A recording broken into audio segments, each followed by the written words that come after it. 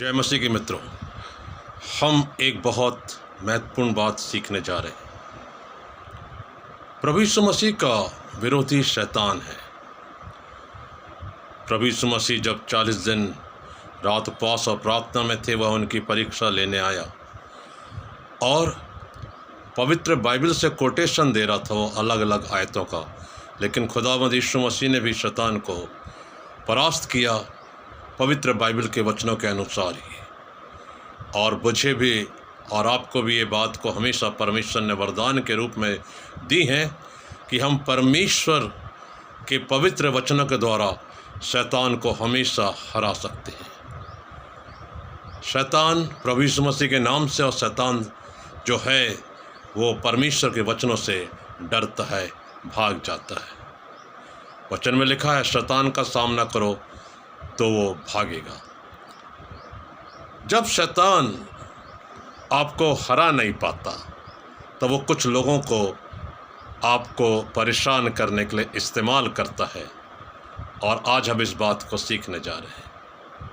अपने आप को सतर्क बनाकर रखिए, सजग रहिए, सावधान रहिए, क्योंकि पृथ्वी पर जो हम सब संपत्ति इकट्ठा करते हैं, यदि वो अन्याय से या गलत तरीके से अर्जित की हुई संपत्ति है या धन है, पैसा है, वो गलत तरीके से, अवैध तरीके से कमाया गया है, तो यकीनन मानिए कि वो शैतान का किया हुआ कार्य है और आपको उसने फंसा दिया है। यदि आप किसी ऊंचे पद पर गलत तरीके से पहुंचे हैं, तो वो भी शैतान ने आपको दूसरे लोगों के द्वारा इस्तेमाल किया है कि आपके मसीह जीवन को, आध्यात्मिक जीवन को वह नुकसान पहुंचाए।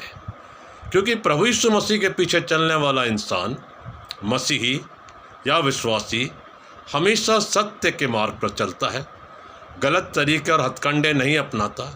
वो अगर ऊंचे पद पर पहुंचता है तो अपनी मेहनत के बल पर ईमानदारी से पहुंचता है। यदि वो धन रुपया कमाता है या संपत्ति का अर्जन करता है, तो वो अपनी मेहनत के बल पर परमेश्वर के भय में ही आगे बढ़ता है। भजन 127 में लिखा है, यदि घर को बनाने वाला यहोवा ना हो तो बनाने वाले का परिश्रम व्यर्थ होगा। भजन 128 में लिखा है, क्या ही धन्य है वह मनुष्य जो परमेश्वर का भय मानता है। वह अपनी कमाई को निश्चय खाने पाएगा। उसकी स्त्री, पत्नी घर के भीतर फलवंत दाखलता सी होगी, और उसके बच्चे मेज के चारों ओर जलपाई के पौधे से होंगे। हम कुछ उदाहरण देखेंगे। सुलेमान जो सबसे बुद्धिमान था, परमेश्वर के द्वारा आशीषित था, परमेश्वर ने उसको अनुग्रह दिया कि वो परमेश्वर का पवित्र मंदिर बना सके, जो उसके पिता की इच्छा दाऊद की थी। दाऊद को वह मौका नहीं मिला, सुलेमान को मौका मिला। लेकिन सुलेमान वृद्धावस्था में बहुत सी पत्नियां कर लिया उसने, और वह मूर्ति पूजा में फंस गया और उसके जीवन का पतन हो गया। शैतान ने उन स्त्रियों को उसे परमेश्वर के भय से अलग रखने में इस्तेमाल किया और उसका पतन हो गया। इतना बुद्धिमान व्यक्ति, लेकिन शैतान के जाल में फंसकर वो बुद्धिमानी का कार्य नहीं किया। उसका वृद्धावस्था का समय कहीं से भी अच्छा नहीं कहा जा सकता। हमें इस बात को ध्यान रखना है कि शैतान बार बार किसी तरीके से परमेश्वर के लोगों पर अटैक करता है और दूसरे लोगों को गलत तरीके से हमें नीचे गिराने के लिए, परमेश्वर के लोगों को नीचे गिराने के लिए इस्तेमाल करता है। इज़राइल का राजा अहाब था, उसकी पत्नी का नाम इज़बेल था, लेकिन अपनी पत्नी के कहने पर उसने एक निर्दोष व्यक्ति नाबोत की दाख की बारी को हत्या लिया, झूठे आरोप लगाकर नाबोत की हत्या कर दी, और ये बात परमेश्वर के लेखे में घृणात्मक हुई और अहाब को इसकी बहुत बड़ी कीमत चुकानी पड़ी। इज़बेल जो उसकी पत्नी थी, उसे शैतान ने इस्तेमाल किया कि अहाब का वो जीवन और राजपद दोनों का पूर्णतः सर्वनाश कर डाले। नए नियम में शैतान ने बहुत बार प्रभु यीशु मसीह पर आक्रमण किया, लेकिन प्रभु यीशु मसीह हर बार विजयी हुए।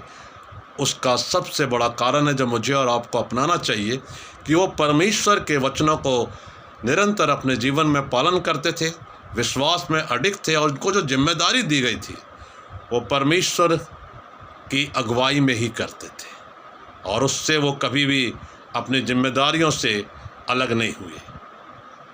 और उनको षड्यंत्र करके फंसाया गया, क्रूस पर चढ़ाया गया, लेकिन प्रभु यीशु मसीह उस पीड़ा को, क्रूस के बलिदान को उन्होंने इसलिए अपनाया क्योंकि जब वो मृत्यु पर जयवंत हुए तो उन्होंने मृत्यु पर जय प्राप्त किया और शैतान का सबसे बड़ा हथियार मृत्यु को उन्होंने नाश कर दिया अपने रेजरेक्शन के द्वारा, जी उठने के द्वारा।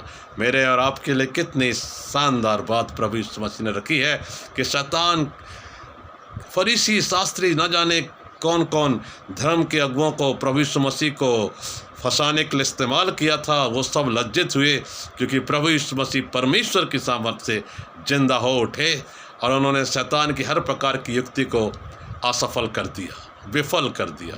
मैं और आप भी ऐसी कर सकते हैं रोज़ के जीवन में, जब हम प्रभु यीशु मसीह के समान शैतान का सामना करें वचन के द्वारा, प्रार्थना के द्वारा और उससे डांटें।